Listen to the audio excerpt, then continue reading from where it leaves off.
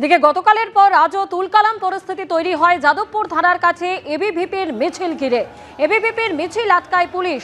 পুলিশের ব্যারিকেডের সামনে আটকে যায় মিছিল। ব্যারিকেড ফেলে এগোনোর চেষ্টা করেন এবিভিপির সমর্থকেরা। গোলপার্ক থেকে যাদবপুরের দিকে যাবার রাস্তা বন্ধ করে দেওয়া হয়।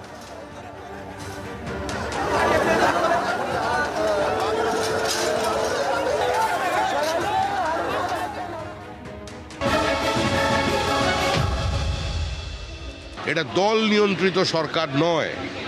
ইউনিভার্সিটির ক্যাম্পাসে দল থাকবে না। আমাদের কোনো ছাত্র সংগঠন নেই। ছাত্র সংগঠন নিয়ে যা বক্তব্য রাখার, যে ছাত্র সংগঠনের নাম বললেন অখিল ভারতীয় বিদ্যার্থী পরিষদ, তারা বলবে। তারা স্বতন্ত্র, তারা বিজেপি দ্বারা নিয়ন্ত্রিত নয়। এটা এসএফআই কিংবা ছাত্র পরিষদ নয়। বিদ্যার্থী পরিষদের অবস্থান সম্পূর্ণ ভিন্ন। সুতরাং বাইরে যদি কোনো আইন শৃঙ্খলার অবনতি হয়, সেটা আমাদের শিক্ষামন্ত্রী, আমাদের মুখ্যমন্ত্রী যিনি পুলিশ মন্ত্রী আছেন, তিনি দেখবেন। আমি বলছি আমাদের আহত হওয়াটা বড় ব্যাপার না। আমরা রাজনীতি করতে যখন আসি আমরা জানি, কিন্তু যারা আমার ইউনিভার্সিটি পোড়ানোর চেষ্টা করলো তাদের বিরুদ্ধে কোনো কাজ হবে না।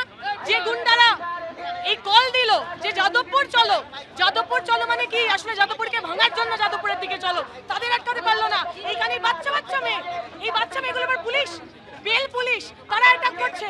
কারা এরা, ওরা কি করবে? ইউনিভার্সিটিতে রাত্রেবেলা বাইরে থেকে ঢুকে সেখানে হামলা করা হবে, আগুন, হুমকি, হামলা কোনো অবস্থায় সমর্থন করা যায় না, কোনো অবস্থায় সমর্থন করা যায় না। ছেলে মেয়েগুলির অনেকের সঙ্গে আমরা একমত নই। তারা যা যা করেছে আমরাও সমালোচনা করেছি, কিন্তু তার মানে এই নয় যে আমরা রাতবিরেতে গিয়ে হস্টেল অ্যাটাক হয়েছে বা ইউনিভার্সিটির ভেতরে তাদের উপর অ্যাটাক করা হয়েছে, কখনো এই জিনিস ঘটেনি। এসব আমরা সমর্থন করি।